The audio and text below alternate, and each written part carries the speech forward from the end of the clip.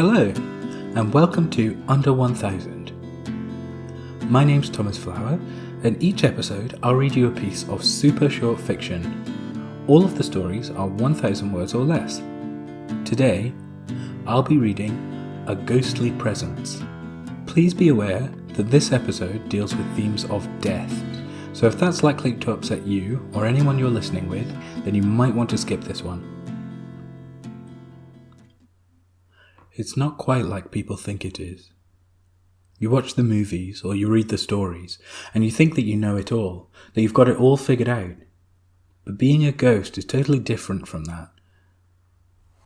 I still sleep, I still eat, though not quite in the same way as I did before. And I still live even though I wake up knowing that I've died every day. It's strange. It feels like I'm dying every time I open my eyes and I reintroduce myself to the world. Maybe in my dreams I forget that I'm not alive anymore, and so that's why when I realize I'm just as dead as yesterday, I have to come to terms with it all over again. I'm rambling. Let me try to explain. The eating is quite simply, really. I just have to make sure I pass through some food when I get hungry. Nothing happens to it, but it does something to me for sure. My stomach fills up, and I feel like I did when I just had a meal when I was still alive. The sleeping's obvious, just rest my eyes from time to time. The weirdest part for me is that I can't be seen by anyone living. I'm still in the house with my family, and whenever my daughter or husband come into the room, I just cease to be. It's so strange. I can't explain it really. Just one minute I'm there, floating around, doing my thing, and then someone sets eyes on me and I'm gone. And it's not even like I go somewhere, I just fail to exist. I don't have memories or thoughts or anything. I'm just gone. And then they leave the room and suddenly I'm back again. It's weird, and not exactly a lot of fun for me. Of course, the scary part is feeling yourself fade away. If you don't eat or sleep, you can feel yourself drifting towards that nothing place, even when nobody's watching you. And I swear there's some kind of ghost aging process too. I can feel myself becoming a little less here with every passing day. Honestly, isn't there a cream someone can give me for this?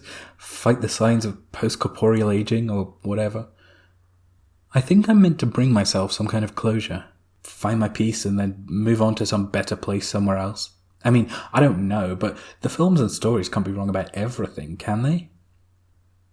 Trouble is, I don't know what it is I need to do. My death was sudden and unexpected, but still, I don't feel like I have a whole lot of wrapping up to do. I saw my funeral already. I feel suitably missed and mourned. I'm pretty at peace with my own passing, really, so I don't understand why I'm still here. It gets so lonely like this, though. I'm free to wander wherever, but that's no easy feat when you can't be witnessed by any living creature.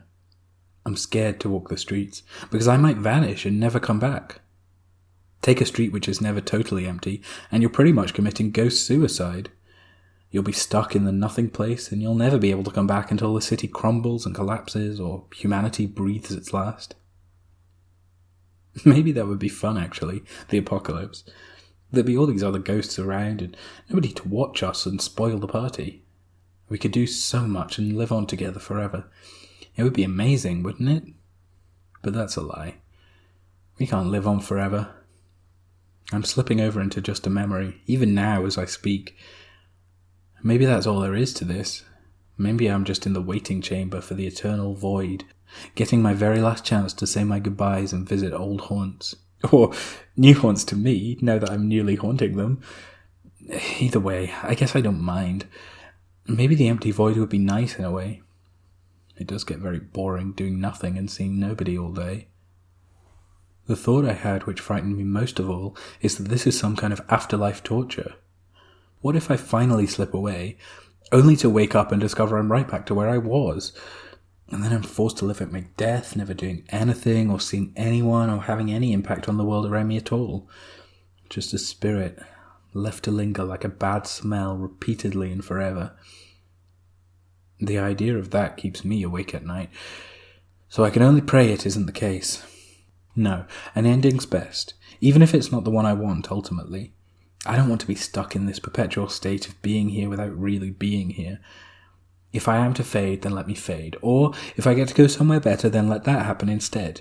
Either way, I want out of this deathly prison. I need to be done with it one way or another. I need to die my second death and be finished with all of this once and for all.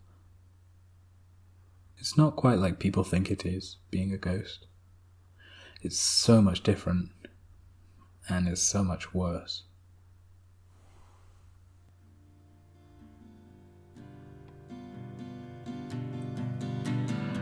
Thank you for listening to Under 1000.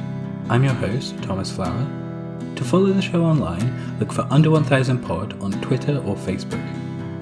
If you'd like to support the show on Patreon, go to patreon.com/under1000pod, where you can sign up for bonus content and a thank you to be read during these credits. The theme music is an instrumental version of In Between Days by Nick Tate and the Sharks. To hear the full song and more from the same EP, go to Nick Tate, NICTATE, and thesharks.bandcamp.com, or search for them on your favourite streaming platform. I hope you enjoyed this episode, and that you'll join me again next time for some more super short fiction.